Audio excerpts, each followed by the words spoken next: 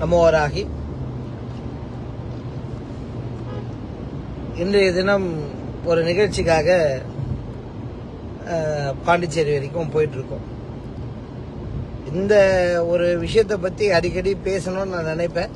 சந்தர்ப்ப சூழ்நிலை அதே மாதிரி வேலை பலும் காரணம் அதை கடந்து போயிடுவோம்.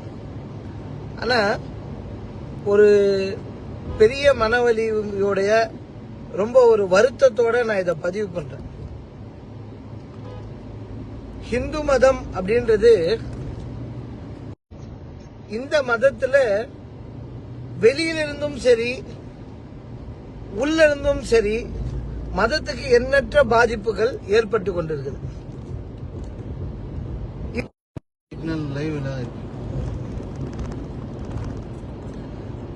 ஆக இப்ப என்ன விஷயத்தை நான் பதிவு பண்ண விரும்புறேன்னா, ஒரு திருவாலயங்கள்லயும் ஒரு விழாக்கள் நடத்துறது அவ்வளவு கஷ்டமான ஒரு நேரம். அதுல இன்னைக்கு இருக்கக்கூடிய இளம் தலைமுறைகள் அம்பால உருவகேலி பண்ற மாதிரி, அம்பாலோட கையில ஒரு ஆர்டின் காட்டக்கூடிய இந்த மாதிரி ஒரு சிம்பிள், துப்பாக்கி கையில வச்சிருக்க மாதிரி, அம்பாலோட தோல் மேல கை போடுற மாதிரி, அம்பாள் கையில கண்ணாடி கூலிங் கிளாஸ் போடுற மாதிரி, இந்த மாதிரி எல்லாம் வரக்கூடிய இளம் தலைமுறைகள் அவங்கவுங்க போஸ்டர் பேனர் இதெல்லாம் வைக்கிறது ரொம்ப மனவலி ஏற்படுத்தக்கூடிய ஒரு செயலா இருக்கு. காரணம் என்னன்னா, எண்ணற்ற பாதிப்புகள் சிரமங்களுக்கு நடுவுல இந்த ஆன்மீகம்ன்ற ஒரு விஷயங்கள் இன்னைக்கு நம்ம வழிநடத்தி எடுத்துட்டு போயிட்டு இருக்கோம்.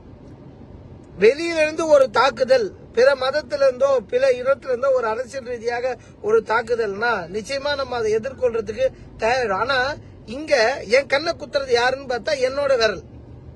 அப்போ இந்த மதத்துல நாங்க எங்களுக்கு அடுத்து ஒரு இளம் தலைமுறையா வரக்கூடிய உங்களெல்லாம் நம்பிதான் இந்த இயக்கத்தை, இந்த ஒரு நிகழ்ச்சியை, இந்த ஒரு ஆன்மீக விஷயங்கள் எல்லாம் நாங்க நம்பி எடுத்துட்டு போறோம். எங்களுக்கு அடுத்து நீங்களா பார்ப்பீங்கன்னு. ஆனா அடுத்த தலைமுறைக்கு அந்த பொறுப்புல இருந்து எது இன்னைக்கு ஒரு செயற்கையான விஷயமா இருக்கு. அதுவும் இந்த ஏஐ எல்லாம் வந்ததுக்கு அப்புறமா தெய்வங்களை நாங்க தெய்வங்களுக்கு பேரே எப்படி வரும்னா, அந்தந்த தெய்வங்கள் கிட்ட என்னென்ன ஆயுதங்கள் இருக்கு, அம்பாள் எந்த நிலையில உக்காந்துட்டு இருக்கா, சுவாமி கையில என்ன விஷயங்கள் இருக்குன்றத பொறுத்துதான் ஒவ்வொரு சுவாமிக்கும் பேர் இருக்கு. ஆனா இன்னைக்கு இல்லாத ஒரு விஷயங்கள், எங்களுக்கே சில ஏதாவது சந்தேகம் அப்படின்னா கூட அந்த தெய்வத்தோட தியான ஸ்லோகத்தை பார்த்து அம்பாள் கையில பத்மம் இருக்குமா, பாசம் இருக்குமா, அங்குசம் இருக்குமா. ஆனா இன்னைக்கு ஒவ்வொரு பேனர்லயும் இதுலயும் பாத்தீங்கன்னா துப்பாக்கி கொடுத்திருக்காங்க, கையில கத்தி கொடுத்திருக்காங்க, அதே மாதிரி தோல் மேல கை போடுற மாதிரி வச்சிருக்காங்க. இதெல்லாம் ரொம்ப கஷ்டமா இருக்குங்க.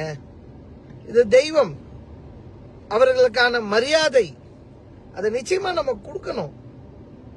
குழந்தைங்களுக்கு தெரியாதுன்னா இந்த பேனர் போடக்கூடிய கடைக்காரங்களுக்கும் இது தெரியணும். இது வேற யாருன்னா மாற்று சமுதாயத்திலோ மாற்று மதத்தினரோ செஞ்சிருந்தாங்கன்னா நிச்சயமா அது சட்ட ரீதியா நம்ம போராடி அதுக்கான விஷயங்களை நம்ம செய்ய முடியும். ஆனா இதை செய்யறது நம்ம குழந்தைங்க. அப்ப அவங்களுக்கான அறிவுரைகள் முதல்ல நம்ம கொடுக்கணும்.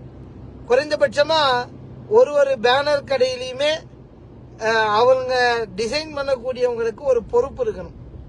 ஏதோ ஒரு தொழில் நம்ம செய்யறோம், அதுல இது லாபம் வந்துட்டா போதுன்றது இருக்கக்கூடாது. தம்பி இதை செய்யக்கூடாது அப்படின்றது இருக்கும். இது மட்டும் இல்லாம இது அடுத்த கட்ட நிலைமையா யார் இன்னைக்கு அப்புறம் பேனர் வைத்தாலும் அவங்க நிச்சயமா இந்த மாதிரி விஷயங்கள் எடுத்தாங்கன்னா அவங்க மேல சட்ட ரீதியான நடவடிக்கை எடுக்கணும். அப்படின்றதுக்கு இந்த இந்து இயக்கங்கள், இந்து முன்னணி, அதே மாதிரி விஸ்வ இந்து பரிஷத்து, RSS, தர்ம சேனா, இந்த மாதிரி அமைப்புகள் சமுதாய பொறுப்புகளோட இதை கையாளணும். இவங்க நிச்சயமா அடுத்து வரக்கூடிய இளம் தலைமுறைக்கு தெய்வ பக்தியை பத்தி சொல்லணும். நானும் வச்சேன் பேனர், நானும் ஒரு விழா பண்றேன் அப்படின்ற சூழ்நிலை வைக்காம உண்மையிலேயே தெய்வத்தோட நிலைகளை உணர்ந்து அவர்களுக்காக வைக்கணும். இல்லைன்னா உங்களோட தனிப்பட்ட பேனர் போட்டுக்கோங்க, தெய்வத்தோட பேர் மட்டும் போட்டுக்கோங்க. இல்ல அதை கூட போடாதீங்க, உங்க போட்டோங்களையும் வச்சு தாராளமா போட்டுக்கோங்க, தப்பே கிடையாது. அதுல போடும் போது இதே நீங்க யோசிச்சு பாருங்க, மற்ற மதத்தினர் மற்ற அவங்க தெய்வத்துக்கு கொடுக்கிற மரியாதையில ஒரு 10% நம்ம கொடுக்கிறோமான்னு யோசிங்க. தெய்வத்தை தயவு செய்து தெய்வமா பாருங்க. நீங்களே மதிக்கலன்னா வேற யார் மதிப்பா? இந்த சமுதாயத்தில் இருக்கக்கூடிய, இந்த மதத்துல இருக்கக்கூடிய குழந்தைங்க நீங்களே மதிக்கலன்னா யார் மதிப்பா? சிந்திச்சு பாருங்க. நீங்க ஃபேஷனா போடுறேன், டிசைனா போடுறேன்னு சொல்லிட்டு அவங்கள தேரை இழுத்து தெருவில் விடுவாங்கன்னா, அந்த மாதிரி உச்சி கோபுரத்துல வச்சு மனசார கஷ்ட நஷ்டங்களை சொல்லக்கூடிய ஒரு இடத்துல இருக்கக்கூடிய மாபெரும் மகாராணியா இருக்கக்கூடியவள உங்க வீட்டு சேவைக்கு மாதிரி ஒரு சேர்ல அம்பாள் பக்கத்துல நிக்கிறாங்க. அந்த சேர்ல நீங்க உட்காந்து ஒரு உருவம் அந்த சித்தரிச்சு போட்டிருக்கீங்க. அது அம்பாள் தோல் மேல கை போடுறது எல்லாம் பார்க்கும்போது ரொம்ப மனவலியா இருக்குங்க. உள்ளபடியே சொல்றேன். அடுத்து இந்த மாதிரி பேனர்லாம் டிசைன் பண்ணக்கூடிய சூழ்நிலையில இதெல்லாம் அந்தந்த குழந்தைங்களோட பெற்றவங்களும் சரி, சமுதாயத்தில் இருக்கக்கூடிய இந்து ஆர்வலர்கள் பற்றாளர்களும் சரி, இந்து முன்னணி போன்ற அமைப்புகளும் சரி, தர்மசேனா போன்ற அமைப்புகளும் சரி, அகில பாரத மக்கள் சக்தி இயக்கம், இந்த மாதிரி நிறைய இயக்கங்கள்லாம் இருக்கு. பிஎஸ்பி இருக்கு, விஸ்வ இந்து பரிஷத்லாம் இருக்கு. இவங்கெல்லாம் வந்து தயவு செஞ்சு இதை பாருங்க. இதுக்கு குறைஞ்சபட்சமா ஒரு அனுமதியாவது காவல்துறை கிட்ட எடுக்க. ஏன்னா எந்த ஒரு விஷயங்களா இருந்தாலும் கடைசி காவல்துறை கிட்ட தான் அது போய் நிற்கும். தயவு செய்து எங்களை சட்ட ரீதியா போராட வச்சிடாதீங்க. வருத்தத்தோட இதை மட்டும் சொல்றேன். இது வரைக்கும் எப்படி நடந்துச்சோ இதுக்கப்புறம் இது நடக்காம பாத்துக்க வேண்டிய பொறுப்பு சமுதாயத்தில் இருக்கக்கூடிய அத்தனை நபர்களுக்கும் உண்டு, ஆன்மீகத்தில் இருக்கக்கூடிய அத்தனை பேர்களுக்கும் உண்டு. அதனால நிச்சயமா இதெல்லாம் ஒரு மாற்றம் வரணும்னு எதிர்பார்த்து இந்த பதிவை நான் பதிவிடுறேன். இது மட்டும் இல்லாம இந்த நிகழ்ச்சியில நிறைய போட்டோக்கள், நிறைய பேனர்ல நாங்களும் போட்டோலாம் எடுத்திருக்கோம். அவர்களுக்கும் முதல்ல அன்பா கூப்பிட்டு இதெல்லாம் மாற்ற சொல்லி கேட்கிறோம். அடுத்து இதுக்கப்புறம் போடக்கூடிய விஷயங்கள் எல்லாம் குறைஞ்சபட்சமா எந்த ஒரு பேனர் போட்டாலும் டிசைன் பண்ணாலும் ஒன்று பேனர் கடைக்காரர் பொறுப்பு ஏற்றுக்கணும். அப்படி இல்லைன்னா காவல்துறையில போயிட்டு அனுமதி வாங்கி யாருக்கும் எந்த மனசும் பாதிக்காத அளவுக்கு தெய்வத்தோட உருவங்களை வந்து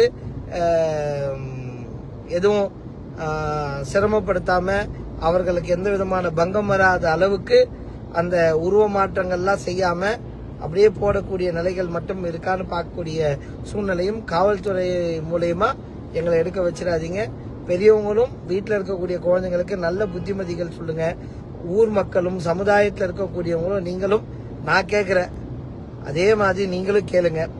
இப்படி கேட்க ஆரம்பிச்சாதான் மாற்றம் என் வீட்டில் ஆரம்பிச்சாதான் என் தெருவில் நடக்கும், என் தெருவில் ஆரம்பிச்சாதான் என்னோட ஊர்ல நடக்கும், என்னோட ஊர்ல ஆரம்பிச்சாதான் அந்த மாவட்டத்திலையும் மாநிலத்திலையும் நடக்கும். ஆகையால குறைஞ்சபட்சம் என் தெய்வம் இல்ல, உங்க தெய்வம் இல்ல, நம்ம கஷ்டம்னா உதவக்கூடிய முத்துமாரி, கருமாரி, எல்லா அம்மாவும் சரி, அவர்கள் தாயாக போற்றப்படக்கூடிய இடத்துல இருக்கிறாங்க. அதனால நம்ம தாய்க்கு எந்த ஒரு அசிங்கம் அவமானம் நேர்ந்தாலும் அது நமக்கு நடந்தது சமம். அதனால இது எங்கோ அந்த தெரு இந்த தெரு இல்ல, உங்க தெருவில் நடக்காம பாத்துக்கோங்க. குறைஞ்சபட்சம் உங்க தெருவில் நடக்காம பாத்துக்கோங்க. இத்தனை நேரம் என்னோட மனவலியை உங்களோட பகிர்ந்துகிட்டேன். ரொம்ப சந்தோஷம். மேற்படியாக இருக்கக்கூடிய இந்த இந்து இயக்கங்கள் நிச்சயமா இதுக்கு போராடி ஒரு நல்ல ஒரு தீர்வை ஏற்படுத்தணும். குறிப்பா நான் அதிகமாக இந்த விஷயத்துல இந்து முன்னணி மற்றும் சன்பரிவார் அமைப்புகளையும் RSS விஸ்வ இந்து பரிஷத் போன்ற அமைப்புகளையும் இதை கண்டிப்பா இந்த மாதிரி அம்பாளோட கையில துப்பாக்கிலாம் கொடுத்து இந்த மாதிரி பண்ணக்கூடிய இந்த டிசைன் எல்லாம் தடுத்து நிறுத்தத்துக்கு சட்ட ரீதியான ஏதாவது ஒரு விஷயங்கள் பண்ணணும்னு வேண்டி விரும்பி கேட்டுக்கிறேன். ஓம் நமோ வாராகி.